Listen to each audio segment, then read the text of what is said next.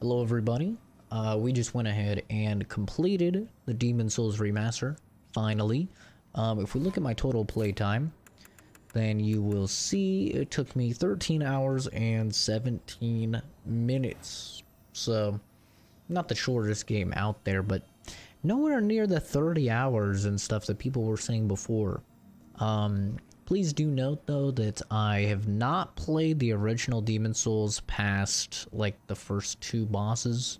I fought the first two bosses in the original Demon Souls, and then after that point I went ahead and stopped because I was having issues. I was playing it on an emulator. So I went into this game almost completely blind, and let me just say, this game is the reason to buy a PS5, man.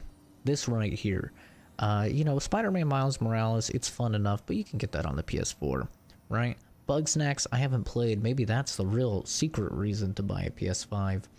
But I would say that for sure, after playing Demon Souls Remaster, it's why you get a PS5. Now, I know a lot of people are like, oh, well, the only reason to get a PS5 is a remaster of a PS3 game. And honestly, I think that's extremely discounting what Demon Souls Remaster is and what Bluepoint has done with the game. This is, in my opinion, the best of the Souls games. The combat is better than FromSoft has ever created. The graphics are absolutely stunning. I'm not going to go into any spoilers or anything. This is literally right at the beginning of New Game Plus, so this is the stuff right at the beginning, but the graphics are absolutely gorgeous. Of course, I played in the 60 FPS mode, which I would recommend everybody to do because it's great and the game is still gorgeous. But I think it's a severe discredit to say that this is just a remaster of a PS3 game, because it plays infinitely better than any of the Souls games. And when I say Souls games, I mean Demon Souls, Dark Souls, Dark Souls 2, and Dark Souls 3. Not talking about Sekiro or Bloodborne or any of that. I'm talking just the Souls games. In my opinion, this plays the best out of all of the Souls games, and this is now my new favorite of the Souls games. Previously, I'd probably say Dark Souls 3 was my favorite, but I think this game is better than Dark Souls 3. So let's get into the pros and cons, shall we? First pro you have to talk about is the graphics. The game's absolutely gorgeous. Played in the 60 FPS mode, like I said, and I never had any issues. The facial animations when you're talking to people are top notch for some reason. Like, they didn't even have to be, but they put in the effort to make them top notch. The lighting is fantastic. The game's extremely smooth. In the 60 FPS mode, I only had one area that dropped my FPS visually down to probably about 45, but it still wasn't that bad. Another pro is the sound design. Everything from your footsteps to the weight and the sound of the weapons, it's just phenomenal. It's so good. Like, watch this move where I stab into the ground. It really sounds like I'm stabbing the ground.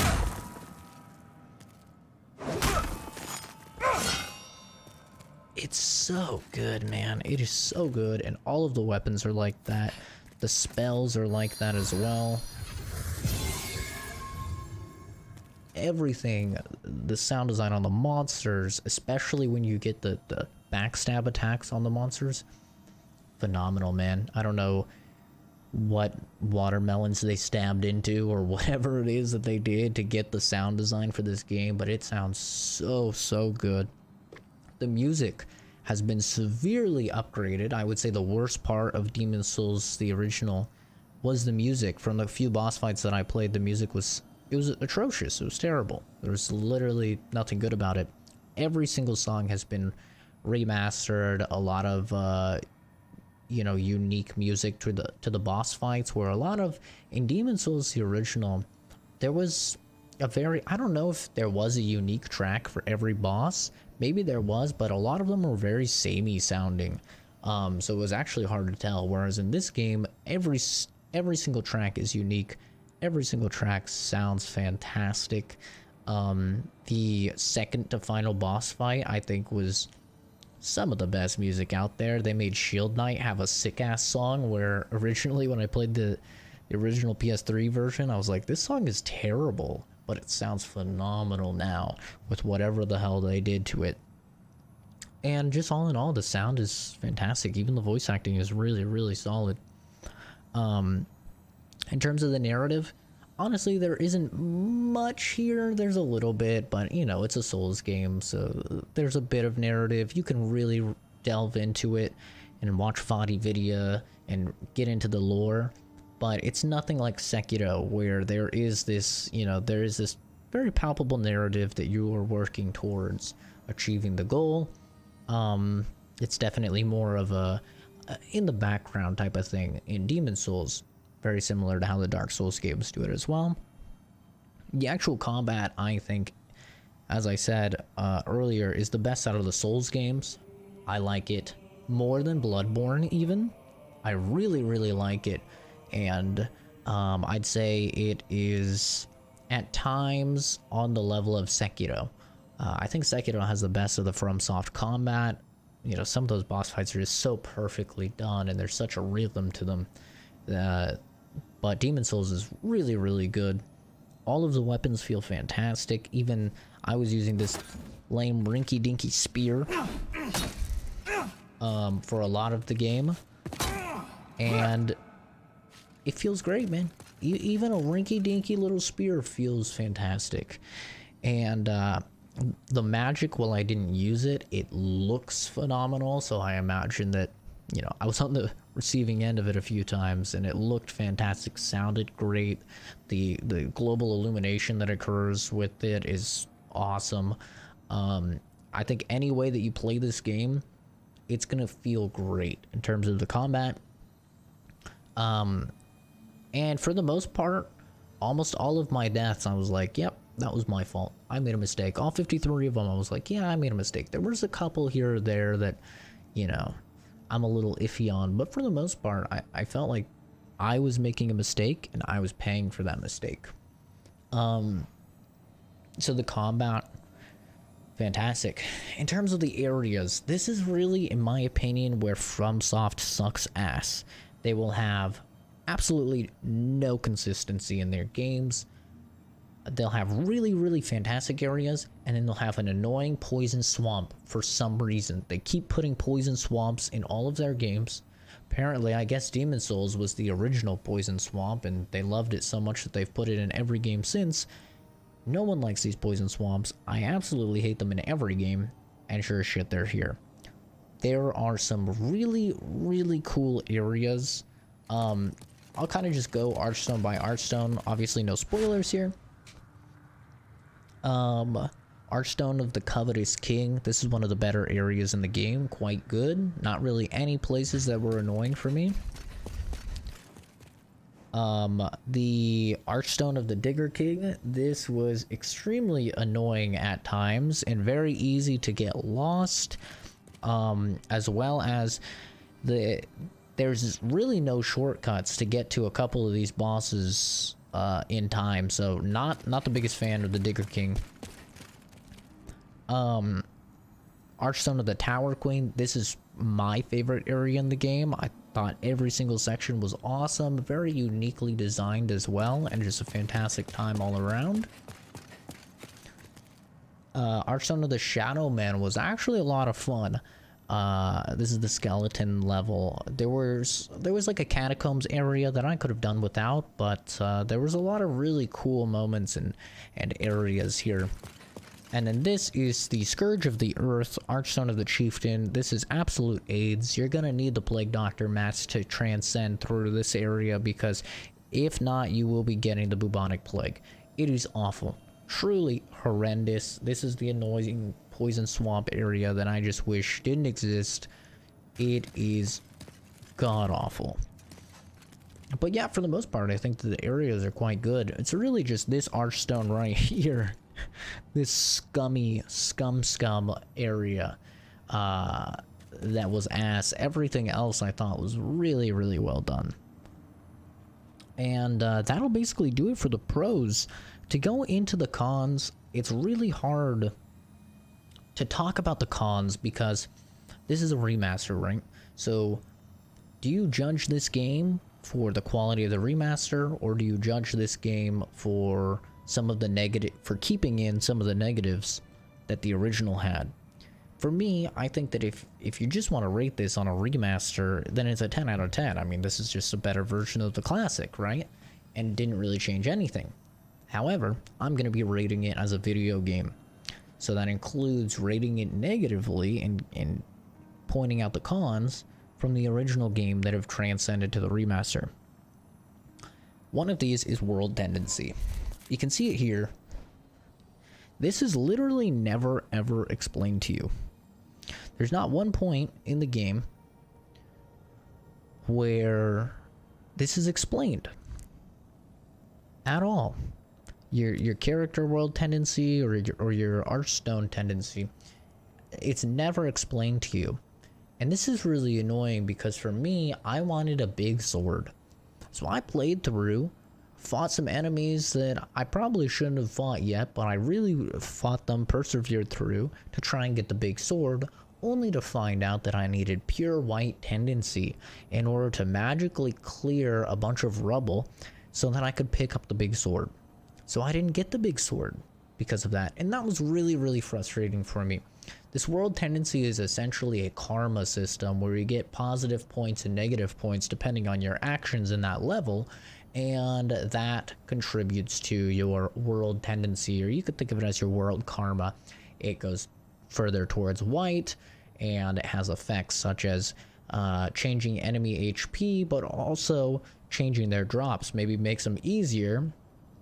If you have white tendency, it'll make the enemies a little easier, you'll have a little bit more HP, but you won't get as many items. Whereas if you have closer to black tendency, it's going to make it harder, but they're going to have more item drops.